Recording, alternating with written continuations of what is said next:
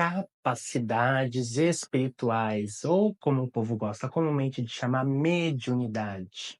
O quanto disso realmente é dado e o quanto você usa essa questão da herança para manter as suas fixações de poder, fixações em preceitos, em ideias de servir ao outro, ideias de responsabilidade, de peso, que geraram para você uma relação pesada com a espiritualidade e pesada com as suas capacidades sensíveis.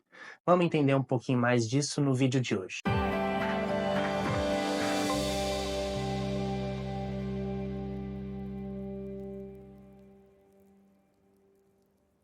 Mas antes de tudo isso, muito bem-vinda, muito bem-vindo aqui no meu canal.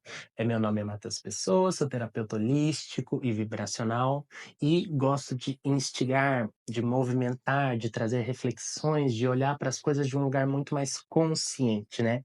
Enquanto terapeuta, eu gosto de olhar para as questões espirituais no sentido mental, de entender o quanto que aquilo realmente está fazendo bem para a pessoa, está gerando estruturas mentais que estão beneficiando a pessoa, ou muitas vezes, que nem a gente vai ver no vídeo de hoje, o quanto que algumas crenças, algumas coisas, elas criam ilusões e que a gente se apega a essas ilusões porque elas são muito mais cômodas e muito mais fáceis, né? Elas tiram da gente muito da nossa responsabilidade sobre si. E uma delas é do peso da espiritualidade que eu herdei, porque eu venho de uma herança muito grande de pessoas que eram espiritualistas, de mães de santo, e nenhuma delas cuidou disso, e agora é minha responsabilidade cuidar disso, e eu levo uma vida sofrida porque eu ajudo todo mundo, ninguém me ajuda, mas essa é minha saga, minha sina, é minha cruz que eu tenho que carregar em prol da vozinha, do vozinho. Esse é o assunto de hoje. E é um assunto muito comum. E a primeira coisa que eu vou falar aqui para você é: cuidado com a forma com que você olha a sua herança ancestral. Não use como desculpa, como muleta para sustentar as suas carências. Existem sim tendências, padrões que a gente carrega justamente por um lastro ancestral. Muitas delas, inclusive, biológicas, fisiológicas, né? Da nossa herança fisiológica, nessa linhagem e tal. Mas a gente se perde muito nisso como um determinismo. E a gente se apoia nisso entendendo como se fosse um definidor da sua vida, né? E a gente não consegue entender outras formas de relacionar com isso. Vamos supor, por exemplo, você teve, e é uma história muito comum essa, você teve a sua avózinha, ela teve contato com religiões de matriz africana, ela tinha uma casinha muito simples, ela ajudou muitas pessoas, né? Ela tinha essa questão de se doar, de fazer caridade, era uma benzedeira, aquela pessoa carinhosa que amava todo mundo, carregava a família nas costas, né? Muitas vezes sem o marido, muitas vezes o marido ou era bêbado e ela nem conseguia dar atenção para dar atenção para os filhos e para outras pessoas, ou também era uma pessoa que nem teve contato com essa pessoa, às vezes essa pessoa fugiu, abandonou, e ela se viu na necessidade de puxar toda aquela força, né?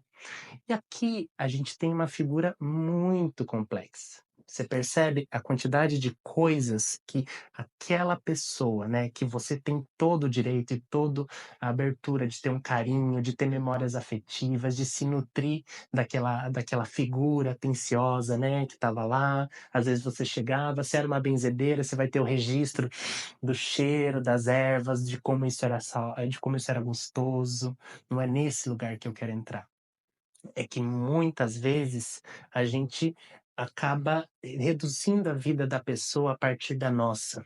Você percebe a complexidade que foi a existência dessa ancestral e que você nunca, ninguém nunca vai ter plena consciência de tudo 100% que ela passou, que ela teve que passar. A questão é, o universo autoconsciente quer sempre olhar para os desequilíbrios. E às vezes a gente, uma parte das nossas feridas, fala muito da nossa vontade de ser aceito. É uma ferida muito comum que a gente carrega. Inclusive, eu estou preparando uma série de vídeos sobre as feridas emocionais, né, que vão vir mais para frente. Fique atento. E a gente carrega essa vontade de ser aceito e de se sentir importante. Então, às vezes, você carrega sim uma herança, uma capacidade mediúnica.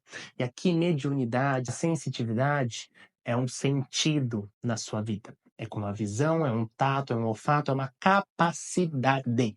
Não é missão, não é determinismo, é uma capacidade que você tem de interagir com outros planos.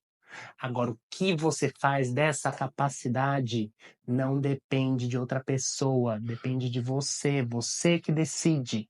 Você não é obrigada a ficar presa no lugar de Marte. Você que se colocou nesse lugar de Marte porque tem ganhos secundários sobre isso. A mediunidade é uma capacidade. Desenvolver ela pode te trazer benefícios. Trazer ela para um lugar de pertencimento, num terreiro, em algum lugar, pode te ajudar, mas pode gerar atrelamentos também. Você percebe que cuidado com as crenças, as prisões que você criou. Você pode sim trazer essa energia, essa bondade dessa senhora que tinha muita disponibilidade para o outro, ela tinha muita abertura nesse caso que a gente está trazendo. Mas olhe de uma forma mais profunda.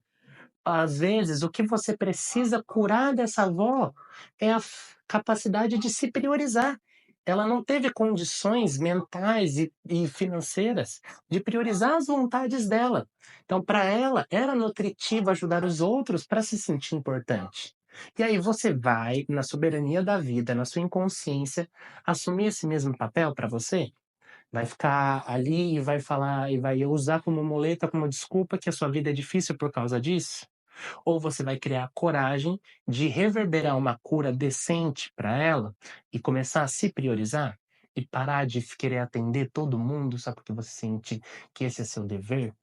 Então, entenda os lugares, as potências que você carrega, mas você precisa utilizá-las de uma forma mais consciente e entender para não romantizar também demais essas figuras, né?